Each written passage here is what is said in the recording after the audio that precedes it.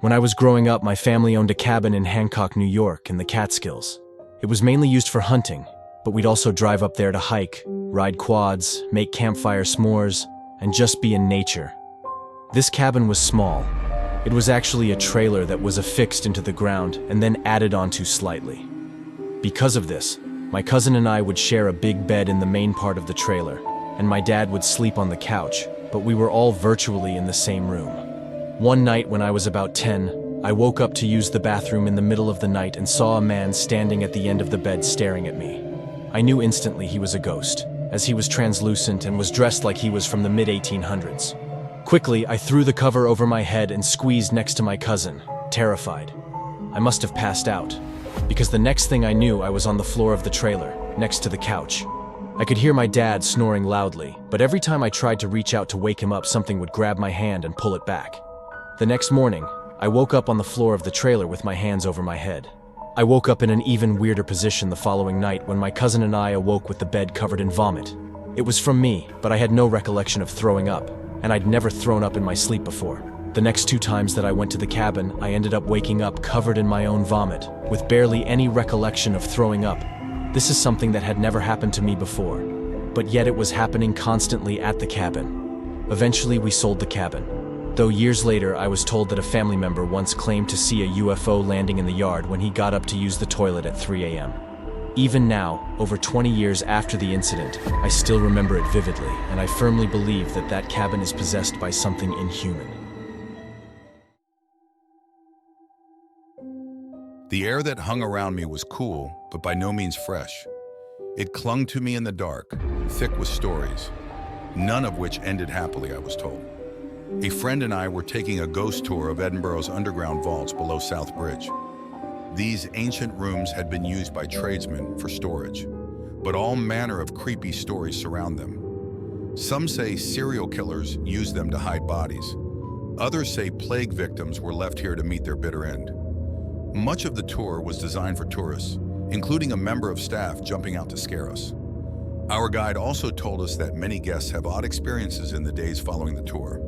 He told us that car radios start out of the blue and household items mysteriously move around. I passed this off as just another tall tale for tourists, although not for long. My friend and I returned to her apartment and went to bed. Something must have disturbed me because I found myself awake in the middle of the night. I was groggy, but something wasn't right. The door was moving. It swung from fully open to closed, creaking as it did so. I was no longer groggy. There was a reasonable explanation, I knew, if I could just think of it fast enough. Ah, yes.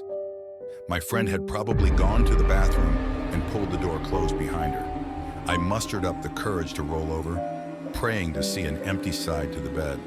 No, she was fast asleep beside me. Damn it. I lay there shivering, aware there was no explanation for what I just experienced. The next morning I felt unsettled and flicked through my photos from the tour. I stopped on one that I had taken in almost complete darkness down in the vaults. 2 bright neon lights, scratches like fingernails, ran across the screen. Despite the fact that there had been no lights in the room where it was taken, I decided to email it to the tour company to see what they would say. The cheery manager replied, they saw many unexplained photos like this, and did I mind if they kept it for their database? I didn't mind, I told him. But secretly, my mind was running into overdrive. What on earth had I witnessed in Edinburgh?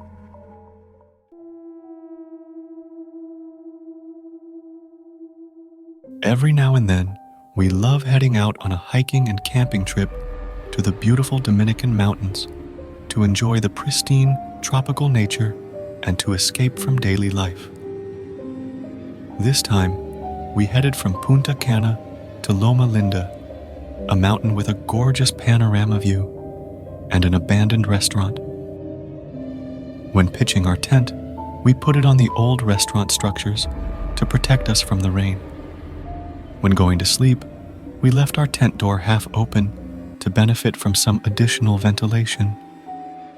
During the night, we heard many strange sounds, as if someone was stepping on the rickety timber planks outside.